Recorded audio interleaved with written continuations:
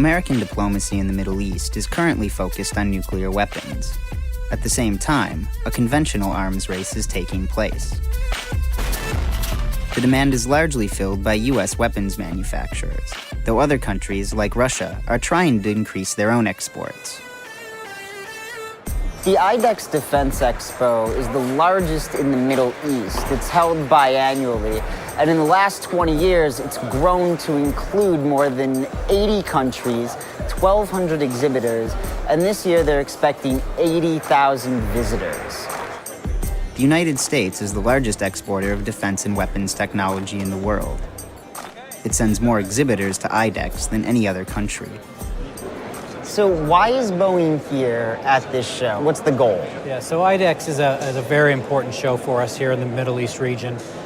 It gives us an opportunity to meet with many of the country delegations that are here at the show. And it gives us an opportunity to showcase a number of our products and services for defense, security, and humanitarian efforts. As far as foreign sales go, what does the Middle East represent? Overall, in the scheme of Boeing, about $10 billion a year.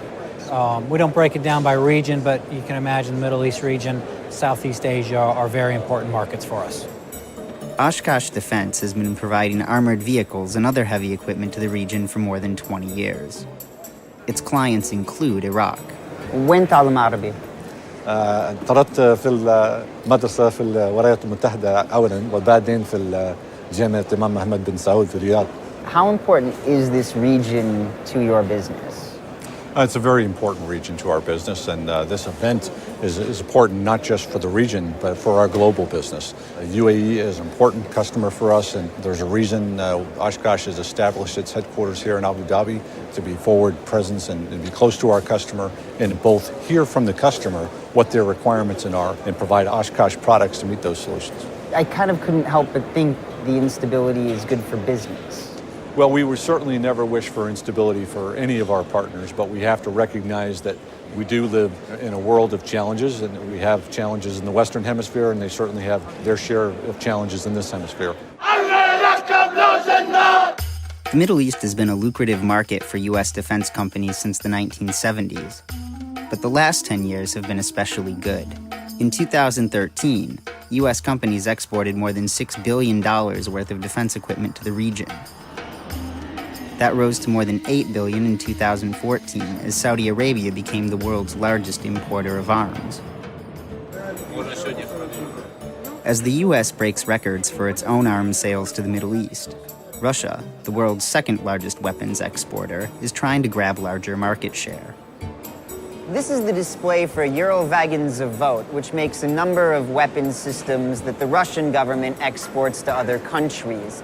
In the last few years, we've seen Russian arms exporters increase their exports. Все определяет рынок. Не сама цель России наращивать до бесконечности объемы продажи вооружений диктуется той или иной политической ситуацией в разных уголках мира. Я думаю, что вот отсюда и обусловлено. Это не только Ближний Восток, это, можно говорить, как Юго-Восточная Азия. Север Африки, вот это основные наши покупатели. How important is the Middle East to your business? It's a good question, obviously. But this is the kind of question which our press services prefer to answer directly. We all know the answer, but I don't want to get in trouble because obviously the answer is obvious. Do you just do this region or everywhere? Everywhere, yeah, everywhere. We work in Russia, we work in other regions, and Is that... yeah, I'm just trying to think if I should just shut the fuck up. Sometimes U.S. and Russian companies compete for clients. In other cases, political considerations give manufacturers an edge. Kalashnikov and Russian weapons exporters in general are making a new push to get into the region. I do know there are a lot of open markets here that the State Department does not allow Colt or an American product to be sold into. So there are certain regions within the Northern African region, Middle Eastern region that other Russian exporters can have access to versus an American exporter. Those markets include Iran, Syria, and Libya. The Russian government has been eager to court new clients like Egypt as questions over human rights abuses by the Egyptian government put U.S. support on hold last year. But Russia has an uphill battle if it wants to beat the US in the arms trade. The US government has been positioning American companies to dominate the market for years, with concerns for human rights often trumped by business. Peter Van Buren spent 24 years working overseas for the State Department. His final assignment was to aid in reconstruction efforts in Iraq in 2009 and 2010. He said that in the case of Iraq, the groundwork was being laid for weapons exports even before the US military withdrew at the end of 2011. Foreign military sales were very much on everyone's mind, particularly the years that I was there, 2009 and 2010. We saw the end of the war coming, and one of the things the United States was doing to position itself for the end of the war was to set up the pipeline of arms sales into Iraq so that the money would continue to flow back and forth between our two countries. But when we talk about doing things because of American interests, foreign military sales are certainly high on that list of interests. The government would define foreign military sales as a significant American interest. They'll brag about it. This is a way we're helping American business. We've created X number of jobs in Seattle building this aircraft.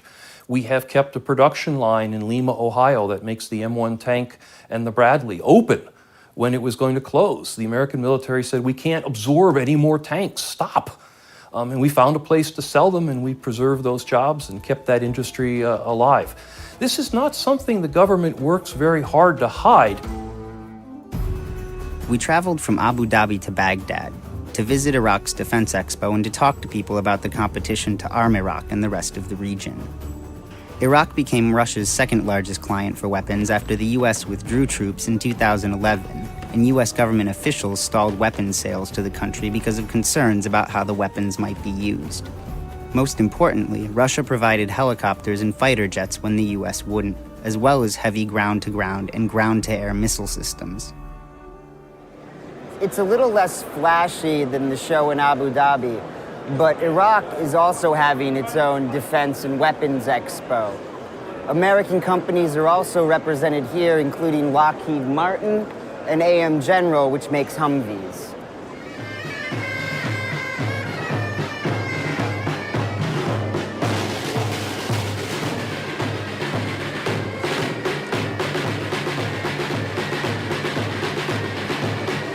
As a demonstration of how important American defense companies are to Iraq, that's a special serenade by an Iraqi military band for the company that makes Humvees.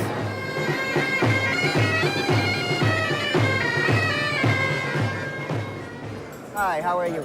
At the show, we met Lockheed's representative in Iraq. Lockheed is set to deliver F-16s to the Iraqi Air Force, but delays prompted the Iraqi government to purchase Russian fighter jets as well.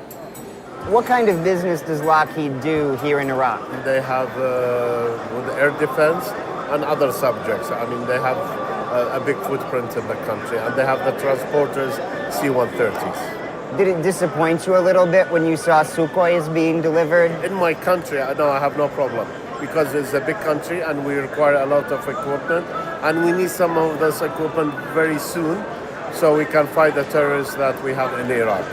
So what Lockheed products that we see here are being used by the Iraqi military? The Hellfire. And the Hellfires have been integral in the defense and the fighting against the Islamic State. I don't call them Islamic State. I call Daesh, them Daesh, terrorists. Terrorists. All of No, those. we suffer tremendously as a country from them. The Defense Expos painted a sanitized picture of what these weapons do.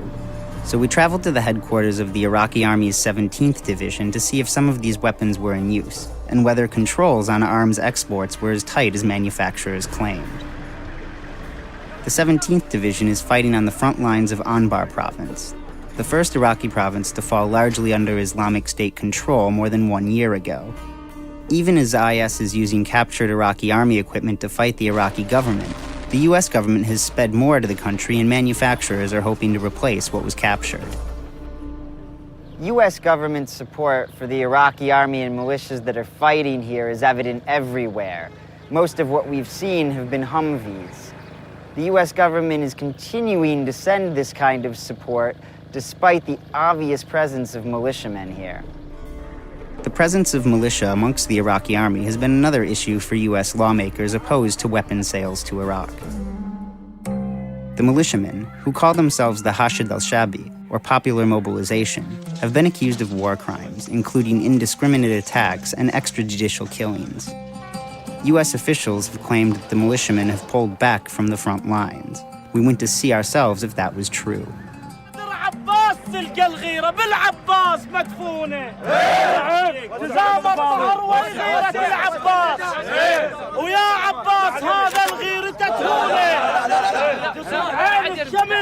لا اكو واحد سحب اقسام وباسوا الحمايه منو؟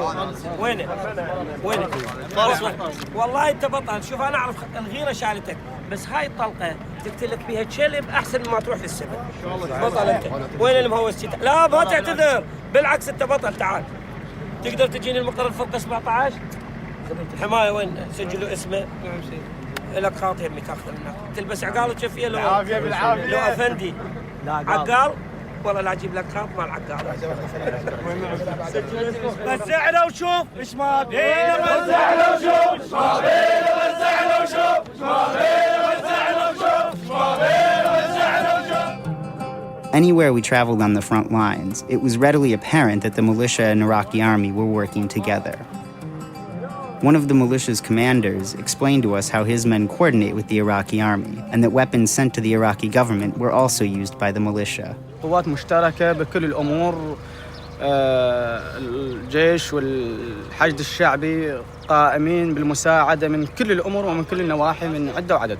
السيارات نتنقل بها كسياراتنا، ماكو أي أمور تعيقنا بينه وبين الجيش العراقي، والقوات الأمنية مساعدة للحشد الشعبي وكلها قوة واحدة وليس تفرقة.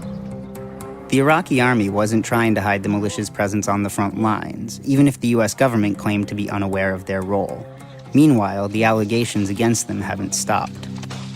Are there rules in place?